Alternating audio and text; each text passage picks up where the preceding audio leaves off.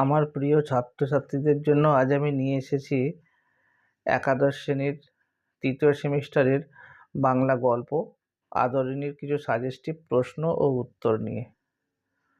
কোন ধরনের প্রশ্ন তোমাদের পরীক্ষায় আসতে পারে তোমরা বুঝে উঠতে পারছো না, তোমাদের জন্যই আজকের ভিডিওটা গুরুত্বপূর্ণ হতে চলেছে। এই ধরনের আরও অনেক ভিডিও আমার চ্যানেলে পেয়ে যাবে। তোমাদের বলে রাখি, চ্যানেলে নতুন হয়ে থাকলে অবশ্যই চ্যানেলটিকে সাবস্ক্রাইব করে রেখো। এই ধরনের আরও অনেক ভিডিও তোমরা পাবে, এবং কোন ধরনের ভিডিও পেতে চাও তোমরা কমেন্টে জানাতে পারো। এগুলো তোমরা লিখে অনুশীলন করো, আগামী পরীক্ষায় তোমাদের সহযোগী ভূমিকা নেবে প্রশ্নগুলো। প্রথম প্রশ্ন, নগেন ডাক্তার ও কুঞ্জবিহারীবাবু বিকালে কি চিবোতে চিবোতে হাঁটছিলেন? পান।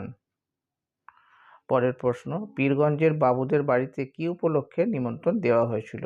বিয়ে। এই ধরনের প্রশ্ন আসবে তোমাদের। বিয়ের অনুষ্ঠানে কোন শহর থেকে বাই আসছিল? বেনারস। কেমন ধরনের অনুষ্ঠান হবে বলে শোনা গিয়েছিল? ধুমধামপূর্ণ। জয়রাম মুক্তারের পেশা কি ছিল? মুক্তারি। জয়রাম মুক্তার কত বছর ধরে এস্টেটে কাজ করেন? 20 বছর। জয়রাম মুখোপাধ্যায়ের স্বভাব কেমন ছিল? সহজেই অভিমানী। উকিলবাবুর মতে জয়রাম মুক্তারের কাছে কে উপকৃত হননি? জেলার প্রত্যেক বিষয়ী লোক। জয়রাম মুখোপাধ্যায় নিমন্ত্রণ রক্ষা করতে যেতে চাননি কেন? কাছারি কামাই হবে তাই। নগেন ডাক্তার ও কুঞ্জবিহারী বাবুর যাওয়ার প্রধান সমস্যা কী ছিল? দীর্ঘ পথ। নগেন ডাক্তার ও কুঞ্জবিহারী বাবু কি যানবাহনের ব্যবস্থা করতে চান? হাতি। জয়রাম মুক্তার কার আমল থেকে রাজবাড়ির মুক্তার ছিলেন? মহারাজ নরেশচন্দ্রের আমল থেকে।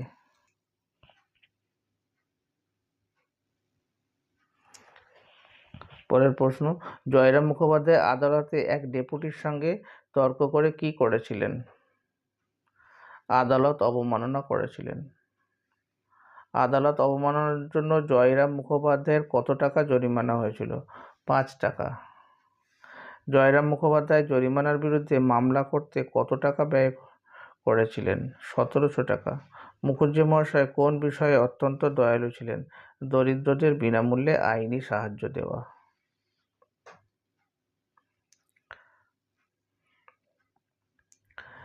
সন্ধ্যার আগে মুক্তার মহাশয় কোথায় ছিলেন? বৈঠকখানায়। কারা মুক্তার মহাশয়ের বৈঠকখানায় তাস খেলতেন? যুবক বৃদ্ধ সবাই। হাতির জন্য জায়গা প্রস্তুত করতে কি করা হয়েছিল? বাগান পরিষ্কার। হাতির খাবার জন্য কি প্রস্তুত করা হয়েছিল? কলা গাছ ও বৃক্ষের ডাল। সন্ধ্যার কিছু আগে কি খবর এলো? হাতি পাওয়া যায়নি। কে প্রথম বিস্মিত হয়ে বললেন, পাওয়া গেল না? কুঞ্জবিহারী বাবু। কেন হাতি দেওয়া হয়নি? না, নিমন্ত্রণের জন্য হাতি দেওয়ার প্রয়োজন নেই বলে জানানো হয়েছিল। মুখুজ্জে মহাশয় কিভাবে প্রতিক্রিয়া দেখালেন? ক্ষোভে, লজ্জায়, রাগে ফেটে পড়লেন। মুখুজ্জে মহাশয় কিসে যেতে রাজি হলেন না? গরুর গাড়িতে। মুখুজ্জে মহাশয় কি পেলে তবে বিয়েতে যেতেন? হাতি। অবশেষে জয়রাম মুখোপাধ্যায় কি সিদ্ধান্ত নিলেন?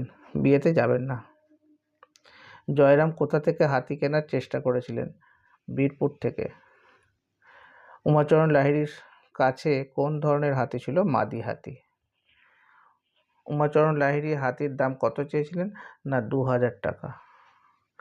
জয়রাম কেন সেই হাতিটি কিনতে চাইলেন? সওয়ারি নেওয়া যাবে বলে।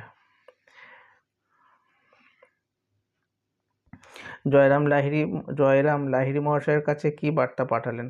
হাতির সঙ্গে একজন বিশ্বাসী কর্মচারী পাঠাতে হবে। হাতিটির নাম কি রাখা হয়? আদরিণী। হাতি আসার পর গ্রামে কি প্রতিক্রিয়া হয়? বাচ্চারা ভিড় করে দেখতে আসে।